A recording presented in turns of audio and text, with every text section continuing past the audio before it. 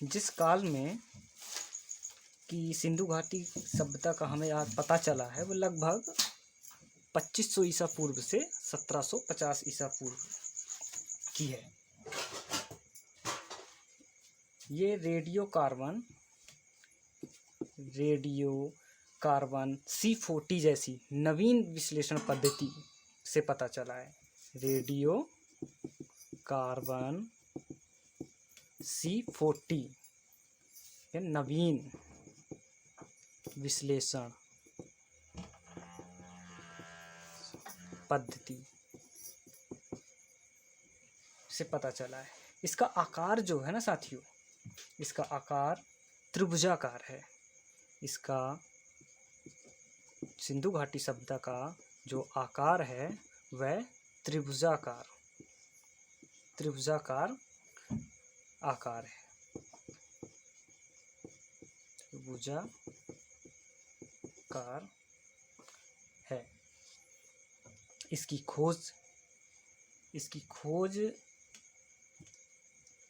खोज सिंधु घाटी सभ्यता की खोज 1921 में राय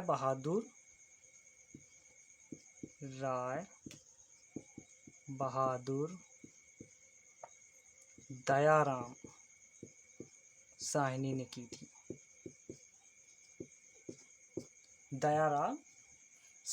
की थी। इसके मुख्य जो निवासी थे, जो वहाँ के लोग थे, वो मुख्यतः द्रविड़ थे एवं भूमध्यसागरी थे।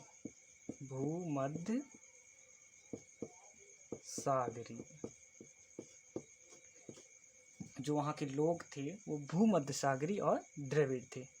पूरा स्थल की बात अगर हम करते हैं आगे, पूरा स्थल की बात जैसे हम करते हैं तो पूरा स्थल अब किसे कहते हैं? पूरा स्थल उस स्थल को कहते हैं जहाँ औजार, बर्तन और इमारतें जैसी वस्तुओं के अवशेष मिलते हैं। आपको समझ में आ रहा है साथी? चलिए पूरा स्थल देख लेते हैं। मैं इसको मिटा देता हूँ।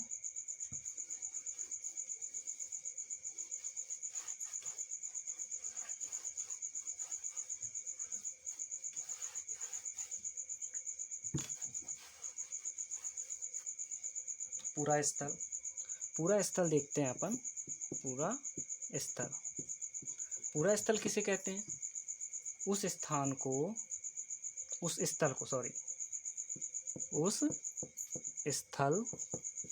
को जहाँ औजार, बर्तन और इमारतें जैसी वस्तुओं के अवशेष मिलते हैं। क्या मिलते हैं? अवशेष मिलते हैं। पूरा स्थल अपन देखते हैं तो पूरा स्थल अपन 4 भागों में देखते हैं। पूर्वी पूरा स्थल,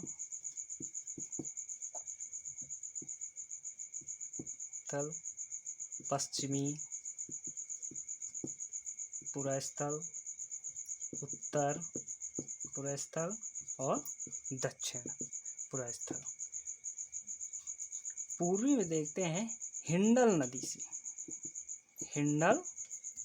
नदी के किनारे। कौन सी नदी?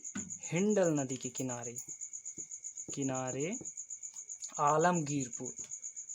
आलमगीरपुर मेरठ उत्तर प्रदेश में है। ये कहाँ से कहाँ तक का था?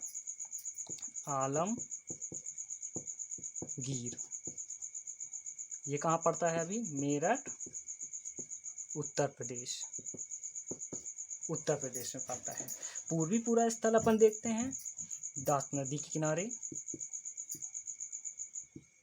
दास नदी के किनारे आलमगीर तो मेरठ में पड़ा। दास नदी के किनारे सुतकाग क्या पढ़ते हैं अपन? सुतकागेडोर। सुतकागेडोर जो ये पड़ता है बलूचिस्तान। कहाँ पड़ता साथियों? बलूचिस्तान। ये स्थान पड़ता है पूरा स्थल बलूचिस्तान में। उत्तर में देखते हैं चिनाब नदी के किनारे।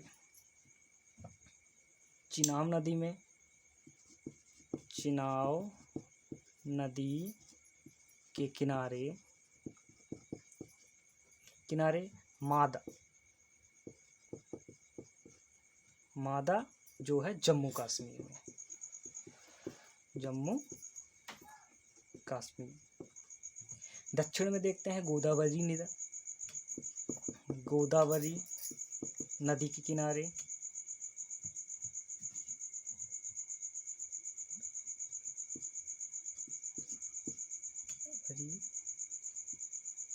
मावाड़, ढाई मावाड़ जो अहमदनगर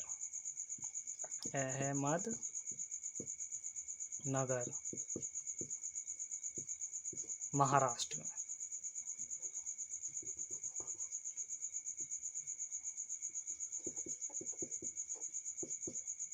महाराष्ट्र में पड़ता है। ये इसके पूरा स्थल थे साथियों। इसका विस्तार जो देखते हैं अपन, सिंधु घाटी सभ्यता का जो विस्तार हुआ है उत्तर में मादा से लेकर दक्षिण में नर्मदा नदी के मुहाने तक, पश्चिम से सतगोड़ से लेकर पूर्व में आलमगीरपुर तक, मेरठ तक हुआ था। उत्तर से दक्षिण। इसकी थोड़ी लंबाई अपन देख लेते हैं। मैं इसको मिटा देता हूँ।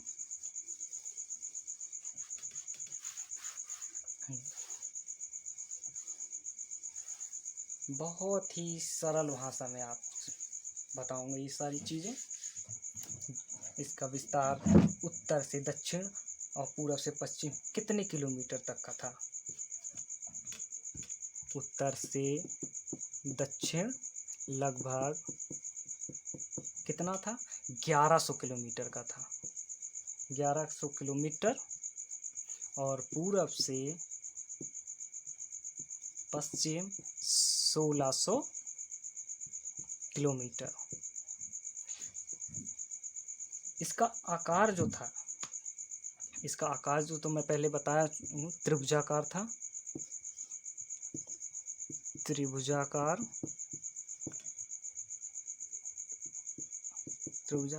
इसका जो आकार था त्रिभुजाकार था। जो इसका क्षेत्रफल था साथियों वो था 13 लाख वर्ग किलोमीटर।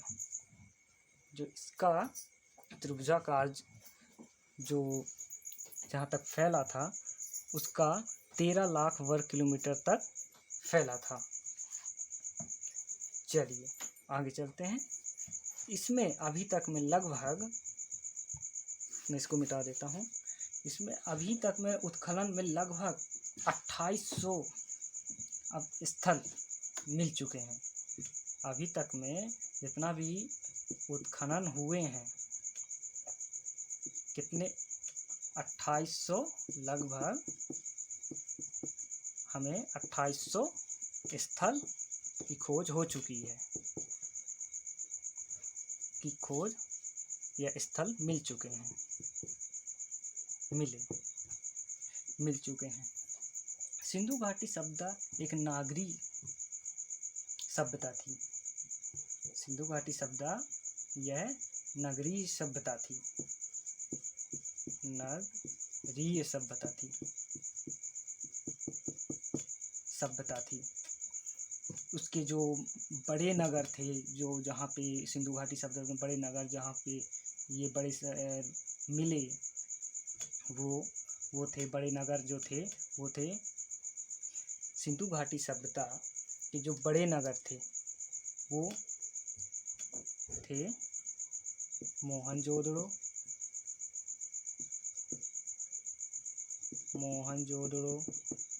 हड़प्पा,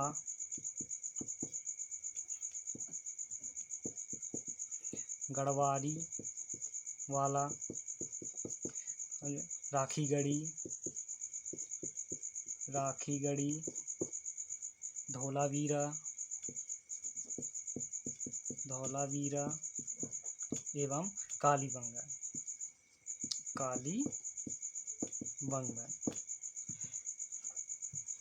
ये बड़े नगर थे।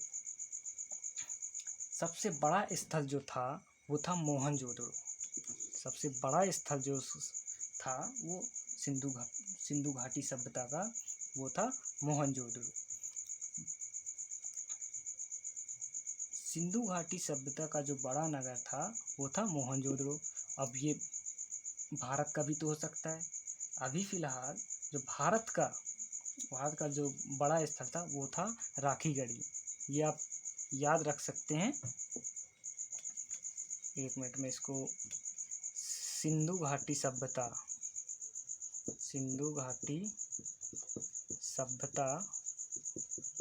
का जो नगर था, बड़ा नगर कौन था? मोहनजोदड़ो।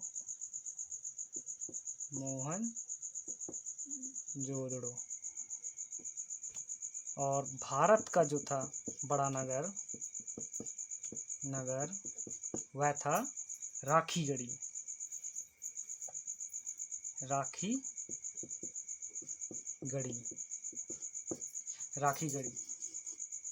राखीगढ़।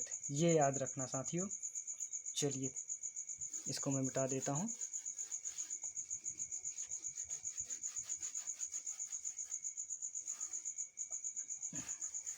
राखीगढ़ी हरियाणा के हिसार जिले में। राखीगढ़ी जो है,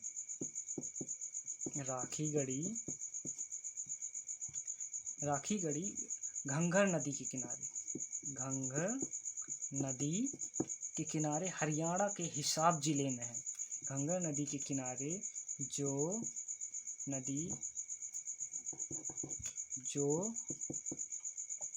हरियाणा के हिसार जिला में है।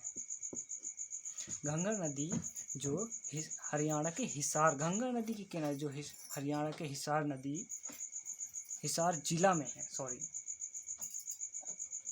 इसकी खोज 1963 में, राखीगढ़ी की जो खोज की थी वो 1963 में सूरजभान ने की थी। सूरजभान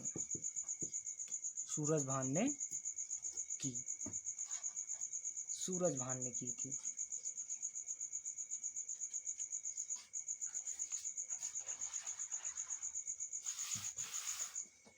चलिए, जैसे आपको पता है कि सिंधु घाटी सभ्यता नगरी सभ्यता थी। वहाँ पे बंदरगाह भी थे। वहाँ पे 2 बंदरगाह मिली, कई बंदरगाह मिले। जहाँ बंदरगाह हुए थे, एक मिला था लोथल में, बंदरगाह यह मिला था लोथल में, और मिला था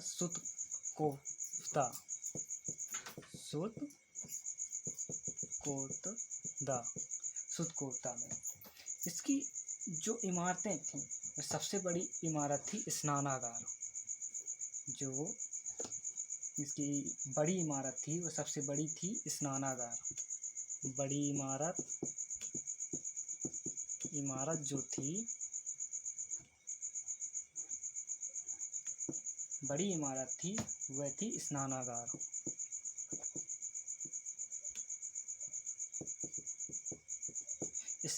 थी जिसके मध्य एक स्नान कुंड था। नहाने का एक कुंड था। स्नानागार की इमारत में एक स्नान कुंड था। क्या था? स्नान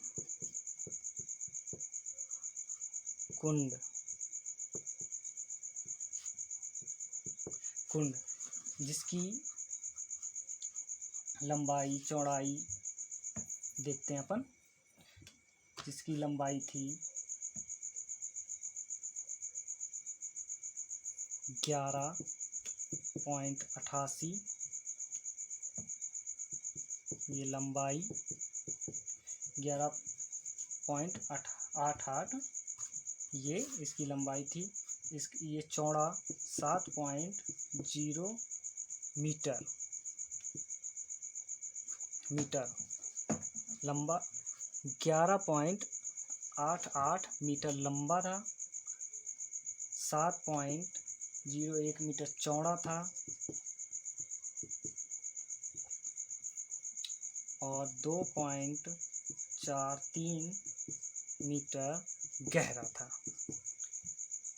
ये पेपर में आ सकता है साथियों कि स्नानागार में स्नान कुंड की लंबाई, गहराई, चौड़ाई कितनी थी। चलिए आगे बढ़ते हैं। इसमें अग्निकुंड यानी यज्ञ वेदी भी सिंधु घाटी सभ्यता से प्राप्त हुए थे।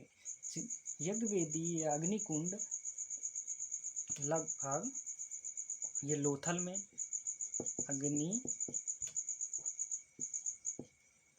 अग्निकुंड, जैसे यज्ञ वेदी भी बोलते हैं, अग्निकुंड को यज्ञ वेदी बोलते हैं, जो लोथल में मिली थी। लोथल और कालीबंगा से प्राप्त हुए थे। कालीबंगा से प्राप्त हुए थे। कालीबंगा से प्राप्त हुए थे। इसमें सील भी एक मिली थी। सिंधु घाटी सभ्यता में एक सील मिली थी। मैं इसको मिटा देता हूँ।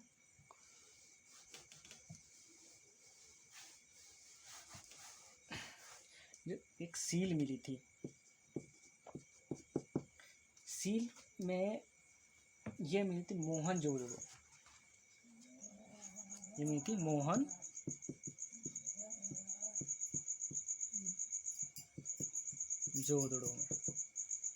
मोहनजोदड़ो में, जिसमें देवता पशुपतिनाथ की मूर्ति थी। जिसमें मूर्ति जो थी वो पशुपतिनाथ की मूर्ति थी। किसकी थी? पशुपतिनाथ की मूर्ति थी। सील कहाँ मिली थी? मोहनजोदड़ो में मिली थी। पशुपतिनाथ की मूर्ति थी। उसके चारों ओर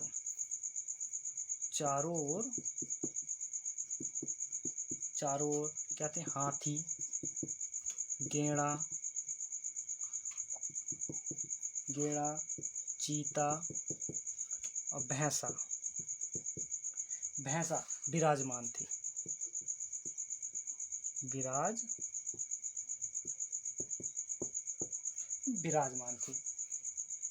मनके का कारखाना लोथल और चंदोदड़ो में मिले थे।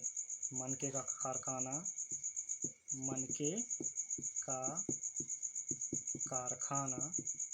कहाँ मिला था? मनके का कारखाना लोथल और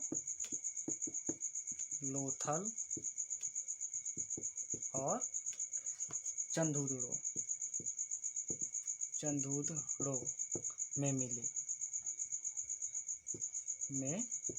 मिले थे। सिंधु घाटी सभ्यता की लिपि थी। वो चित्रात्मक थी, भावात्मक थी। लिपि भावात्मक थी, चित्रात्मक है। सिंधु घाटी सभ्यता की जो लिपि है वो चित्रात्मक है। यह लिपि दाईं से बाईं की ओर लिखी जाती थी। दाईं से बाईं की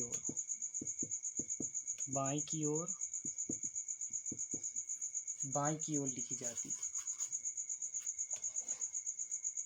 और फिर बाईं से दाईं की ओर। मतलब जैसे ये मेरा दायां हाथ हो गया तो इस साइड से बाएं की ओर, ये दायां, ये बायां, दाएं से बाएं की ओर, और फिर जैसे अगर कोई दूसरी लाइन तो फिर बाएं से दाएं की ओर, मतलब ऐसे इस डायरेक्शन में वो लिखते थे। हड़प्पाई लिपि लगभग 64 मूल चिन्ह हैं। इस लिपि में सबसे पुराना 1853 ईस्वी में मिला। घर के दरवाजे थे, जो घर के दरवाजे और खिड़कियां थी वो सड़क की ओर न खुलकर दरवाजे के पिछवाड़े की ओर खुलती थी।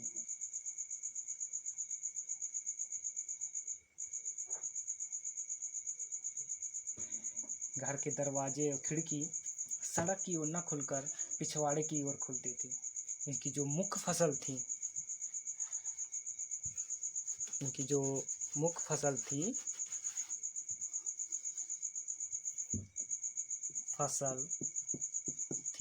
वह गेहूं और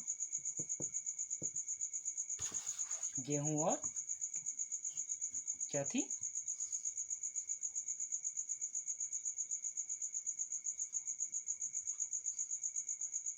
गेहूं और इसकी मुख्य फसल गेहूं और जौ थी। ये मिठाई के तौर पर शहद का प्रयोग करते थे। मिठाई के तौर पर शहद का प्रयोग करते थे।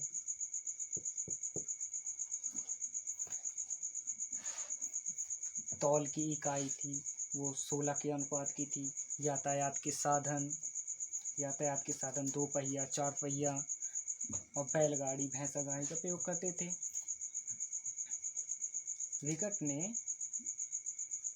पिंगट ने हड़प्पा और मोहनजोदड़ो की जुड़वा राजधानी